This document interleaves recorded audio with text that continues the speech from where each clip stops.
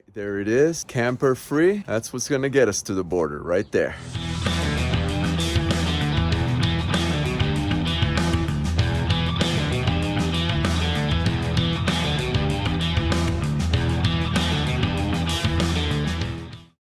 All right, welcome to Luis TV. We're gonna start preparing for quite an epic trip. Me and Peter right here are gonna venture out to Baja, California. We are gonna try to make it from Tecate, California to Cabo San Lucas and then back. Probably ride mostly off-road on the way there and mostly on pavement on the way back. One of the things we gotta do is change tires. Peter's gonna help me put on some, what kind of tires do I have? Dunlop D606. Which is a street legal full knobby tire. Babies are nice. Yeah, I've never ridden on a set of those, but I hear nothing but good things about that tire.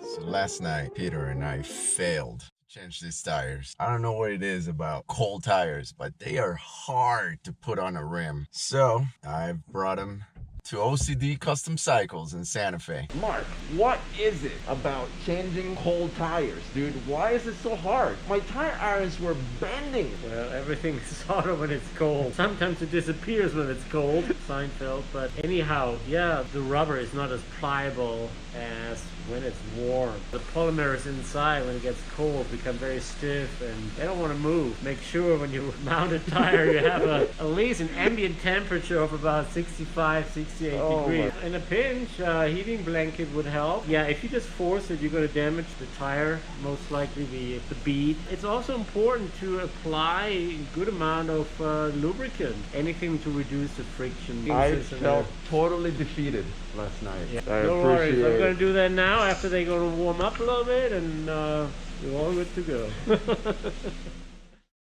All right, so we're back at OCD. Mark finished the tires. We're good to go. We got a spare tube. Mark, thank you so much. You're welcome. I put them on backwards. I read on the internet that really improves the mileage, especially when you go downhill. But anyway, this is the cleanest shop in Santa Fe, man. If you're in the area, just come give this guy some love.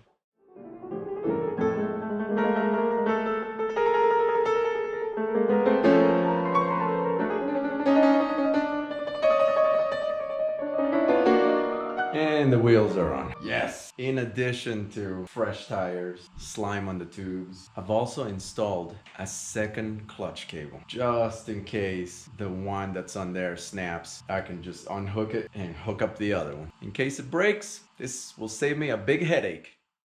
Time is getting close.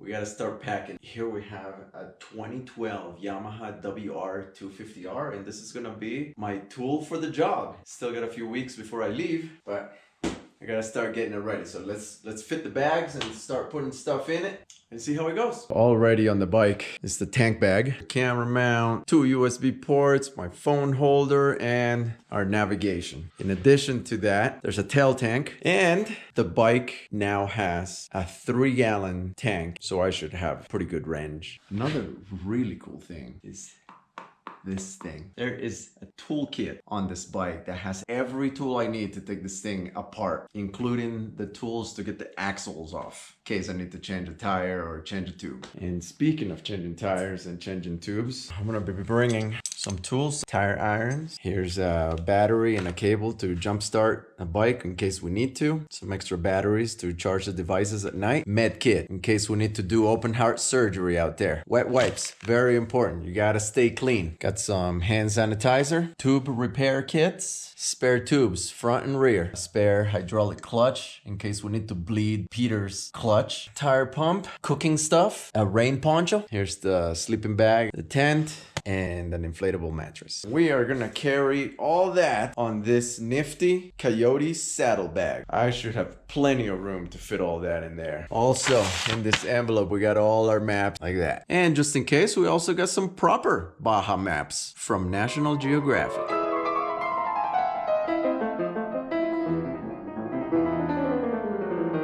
I think that's pretty good. There's still plenty of room in this coyote bag. And I'll be putting some extra clothing in there. Maybe a towel. I might even carry some of these little fuel containers just in case. I am taking less than half of the stuff I took when I did the Trans-America Trail on the mighty KLR. This should feel a lot better than riding this big old beast right here.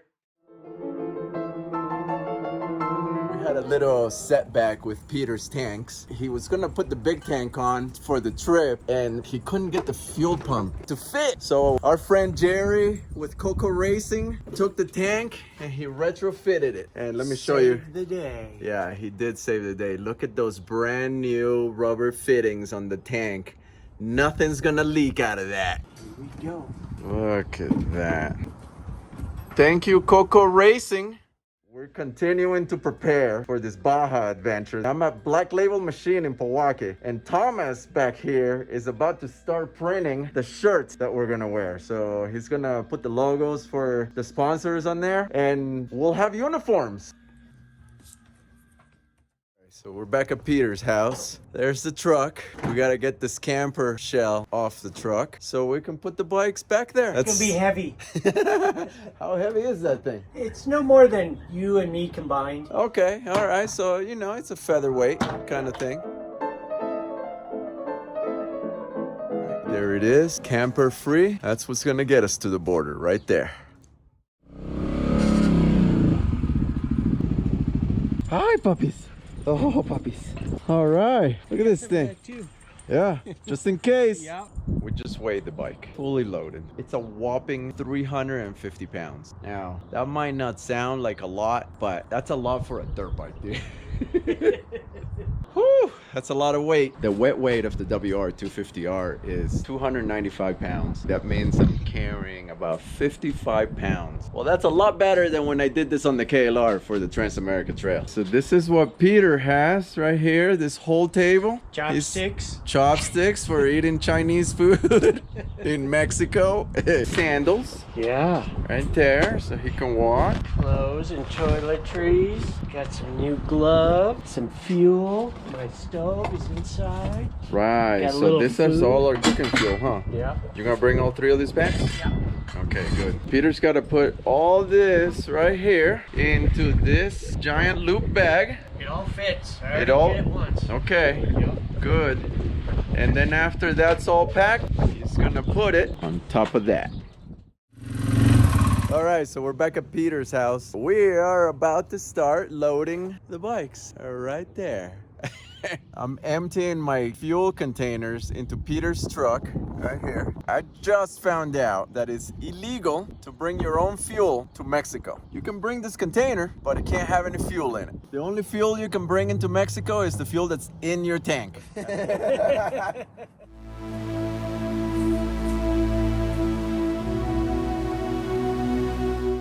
It's hard work strapping down heavy bikes. All right, Peter, now what? Let's go to Mexico. Woo!